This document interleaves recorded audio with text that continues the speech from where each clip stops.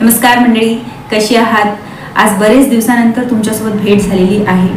उशीर होण्यामागे खाजगी कारण तर आहेच, पण सोबतच ज्या पुस्तकाबद्दल आज मी तुमच्यासमोर बोलणार आहे ती सुद्धा चांगली भरगच्च आहे.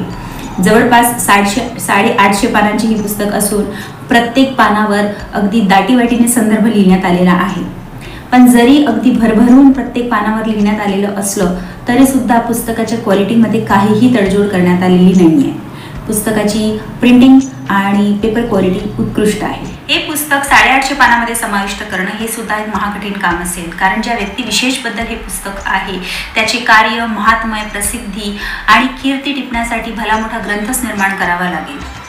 ज्याचा महायुद्धासमयी अर्जुनाला आणि त्यानिमित्ताने संपूर्ण मानव जातीला केलेला मोलाचा उपदेश भगवद्गीता या नावाने नावाजलेलं आहे, त्या व्यक्तीचं आयुष्य टिपणं आणि एका पुस्तकात समाविष्ट करणं हे खरंच खूप कठीण काम आहे. आणि हे महाकठीण कर्म तेवढ्याच कौशल्याने, निष्ठेने आणि मेहनतीने शिवाजी सावंत यांनी युगंधरच्या रूपात पूर्ण केलेलं आहे. आणि हे सुंदर अनमोल खजिना मला वाचायला आणि अनुभवायला मिळाला. कृष्णाला भगवान श्रीकृष्ण, वासुदेव, द्वारकाधीश, कन्हैया, कान्हा, कान्होबा अशा कितीतरी नावांनी लहानपणापासून आपण जाणतो, ऐकतो. ठिकठिकाणी असलेल्या मंदिरात त्याच्या मूर्तीचे दर्शन करतो, पूजा करतो, जप करतो, दहीहंडी आणि जन्माष्टमी साजरी करतो. पण कधीतरी त्याच्या विचारांचा अवलंब करतो का?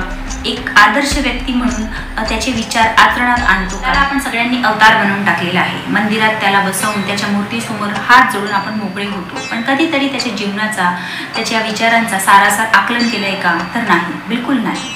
अखंड मानवजातीचा हा दोष आहे की एखादा सद्गुणी, सत्पुरुष, आदर्श व्यक्ती जन्माला आला तर त्याला सरळ देव बनवून टाकायचं, त्याला इतक्या उंच ठिकाणी नेऊन ठेवून द्यायचं की त्याचे ओरिजिनल विचार, त्याचे जीवन तत्व सामान्य माणसापर्यंत पोहोचू शकत नाही. आणि तसंच कृष्णाच्या बाबतीत झालेलं आहे. पुस्तकाच्या अगदी सुरुवातीला लेखकाने आपले मनोगत लिहिलेलं आहे, त्याला त्यांनी आचमन हे अत्यंत सुंदर नाव दिलेलं आहे. परमेश्वराचं स्मरण करून जेव्हा आपण जलप्राशन करतो आणि एखाद्या उत्तम कार्याची सुरुवात करतो त्याला आचमन म्हणतात. कृष्णासारख्या साक्षात युगंधरी पुरुषाची पुस्तकाची सुरुवात ही आचमनाशिवाय पूर्णच होऊ शकत. लेखकाचे हे आचमन संपल्यानंतर लगोलगच आपण कृष्णाला भेटतो. तिथे त्याने सगळ्यात आधी ही खंत बोलून दाखवली आहे की मानवाने कसा त्याचा चमत्कारिक देव बनवून टाकला आहे.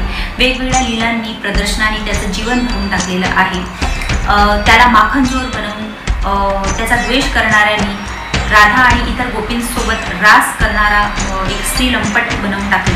पण हे सगळं अगदी निर्धाराने दूर करून फक्त एक स्वतंत्र व्यक्ती म्हणून तो आपल्याला भेटतो. त्याच्या विचाराची भगवद्गीता बहुतेकांनी वाचली असेल, पण त्याच्या जीवनाची, त्याच्या आयुष्याची म्हणून ही जी गाथा आहे, कृष्णगीता आहे, तिच्याबद्दल कृष्ण आपल्यासोबत भरभरून बोलतो, अगदी मनसोक्त बोलतो. जीवनाच्या अगदी शेवटच्या क्षणी एका निर्जन अरण्यस्थानी भव्य वृक्षाखाली एक विषारी बाण लागून रक्तबंबाळ झालेला आणि निश्चित पडलेला कृष्ण आपलं संपूर्ण आयुष्य आपल्या समोर उलगडून दाखवतो. तो सांगतो आपल्या गोकुळाबद्दल, यशोदानंद बाबाबद्दल, आपला मोठा भाऊ बलरामबद्दल, राधा आणि तिथल्या गोप्यांबद्दल, आपल्या बालपणाविषयी कृष्ण अगदी भरभरून बोलतो. तिथून त्याला मथुरेत जावं लागतं. तिथे तो मामा कंस याचा वध करतो. मथुरेत प्रत्यक्ष सिंहासनावर न बसता तो मथुरा सांभाळतो.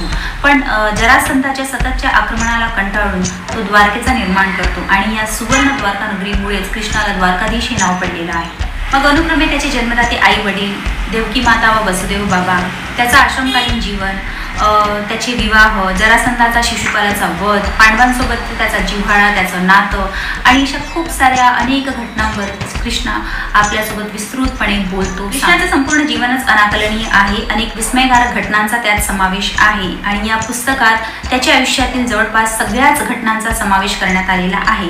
पण रिव्ह्यू सांगत असताना रिव्ह्यूमध्ये मी तुम्हाला सगळंच सांगू शकत नाही. कृष्णाच्या आयुष्यात लक्षावधी लोक जुडले. कोणी त्याच्यावर नितांत प्रेम केलं, कोणी निरपेक्ष सेवा केली, भक्ती केली आणि दुर्योधनासारख्या काहींनी त्याचा खूप जास्त द्वेष सुद्धा केला.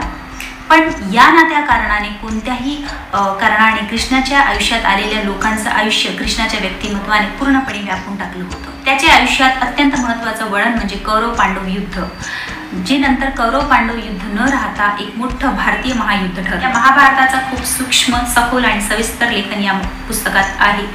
महाभारत होण्यामागची कारणं आणि महाभारत झाल्यानंतरचे परिणाम या सगळ्यांचं खूप मर्मात्मक लेखन या पुस्तकात झालेलं आहे. या पुस्तकात कृष्णासोबतच आपल्याला अनुक्रमे त्याची प्रथम पत्नी रुक्मिणी, त्याच्या गरुडध्वज रथाचा सारथी दारू, पांडवांची पत्नी आणि पांचालची कन्या द्रौपदी, परमसखा धनुर्धर अर्जुन, यादवांचा सेनापती आणि कृष्णाचा सखा असलेला सात्यकी आणि सगळ्यात शेवटी कृष्णाचा परमभक्त आणि परमसेवक असलेला त्याचा चुलत आणि मावस बंधू असलेला उद्धव सुद्धा भेटतात। त्या सगळ्यांच्या दृष्टीने कृष्णाच्या व्यक्तिमत्वाचे वेगवेगळे पैलू आपल्याला वाचायला मिळतात। रुक्मिणी देवी अर्थात आपली रुक्माई, आमच्या विदर्भाची कन्या, ज्यांना लक्ष्मी देवीचा अवतार सुद्धा मानतात, कृष्णासोबतचं आपलं व्यक्तिगत जीवन उलगडून दाखवतात। कृष्णावर असलेलं त्यांचं नितांत आणि निरपेक्ष प्रेम सहज डोळ्यात भरते।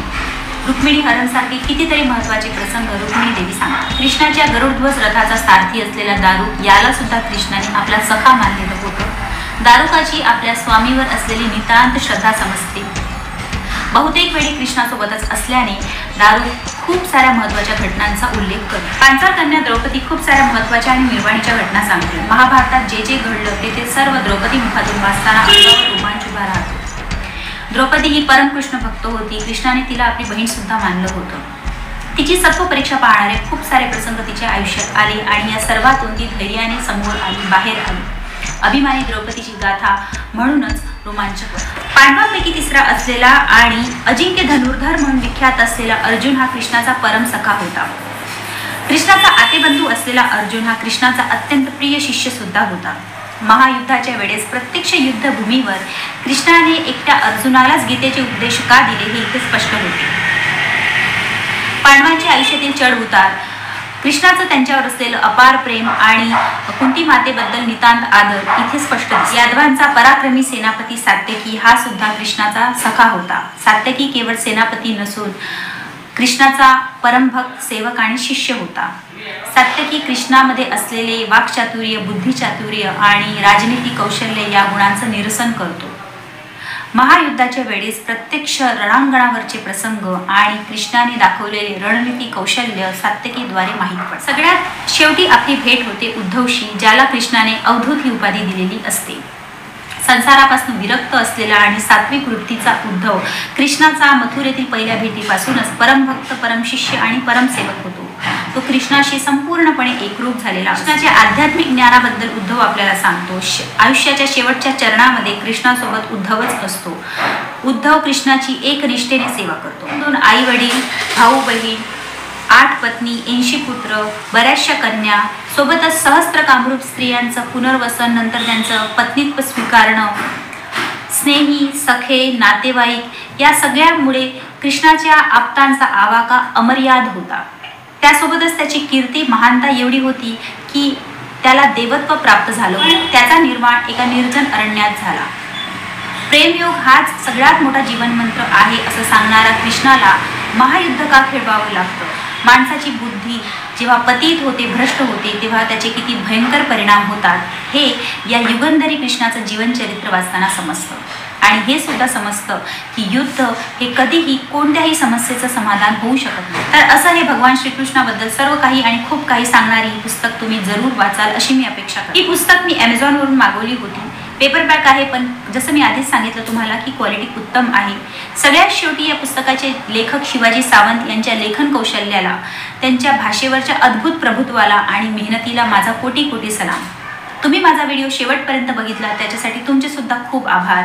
माझं नाव आहे दिव्या आर्या। परत येईन तुमच्या भेटीला। तोपर्यंत तुम्ही काळजी घ्या स्वतःची आणि जरूर ही पुस्तक वाचा। Bye bye, take care.